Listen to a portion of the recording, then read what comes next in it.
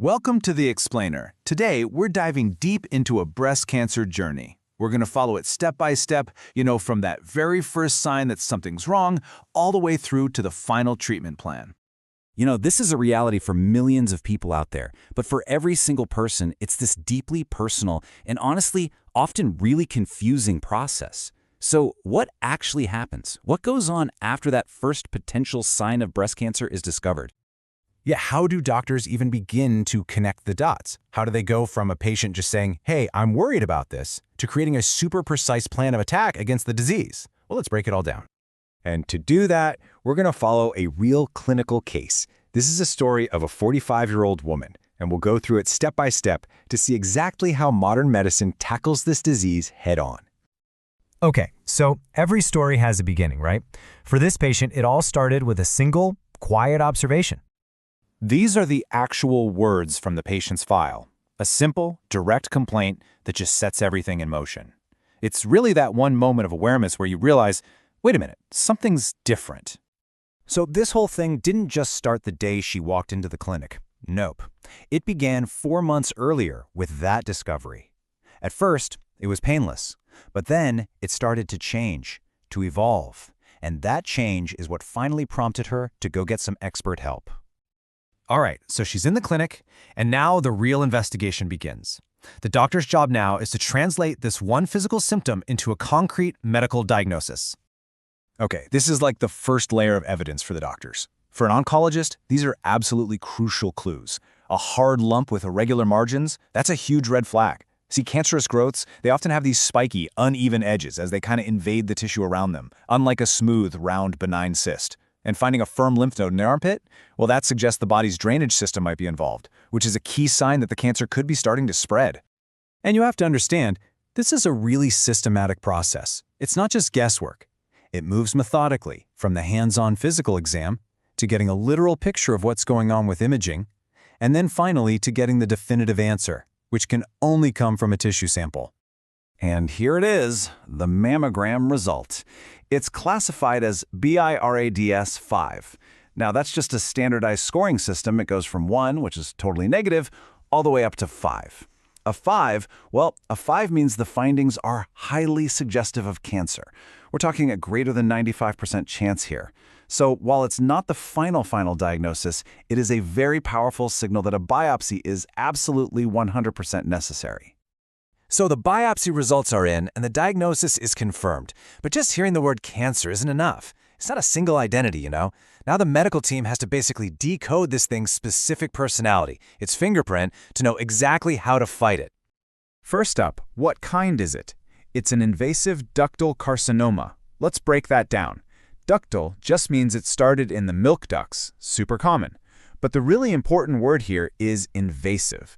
That means the cancer cells have broken out of those ducts and are now in the surrounding breast tissue.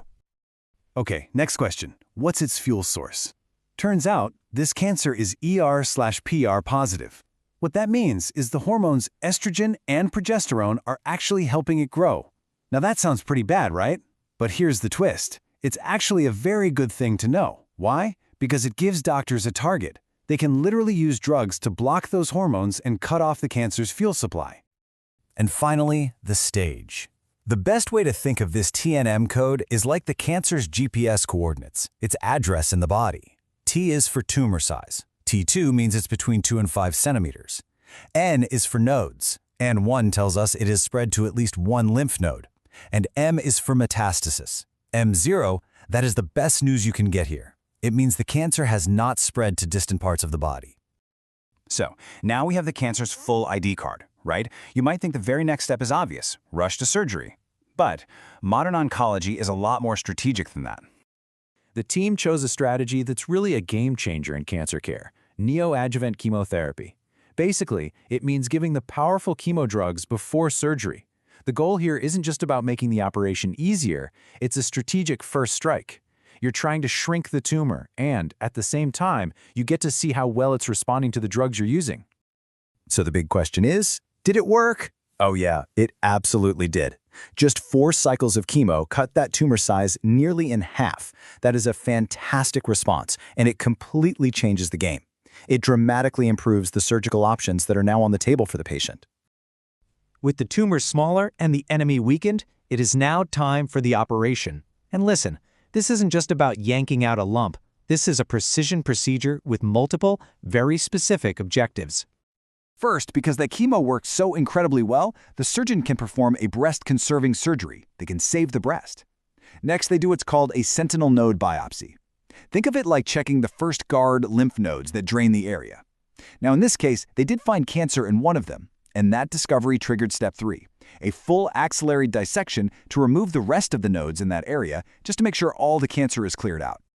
So, what did the final lab report say after all that? Well, the tumor that was left was just 2 centimeters. And, this is crucial, the surgical margins were clear. That means the surgeon got all of it out.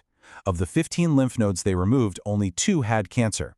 This gives us the final pathological stage, YPT2N1. And see that little Y at the beginning? That's actually super important. It signifies that this is the stage after that preoperative therapy, confirming that the whole plan worked. The surgery's done, which is a huge milestone. But the journey isn't over yet. The final phase is all about building a solid defense, making sure this cancer doesn't ever come back. So the treatment is layered.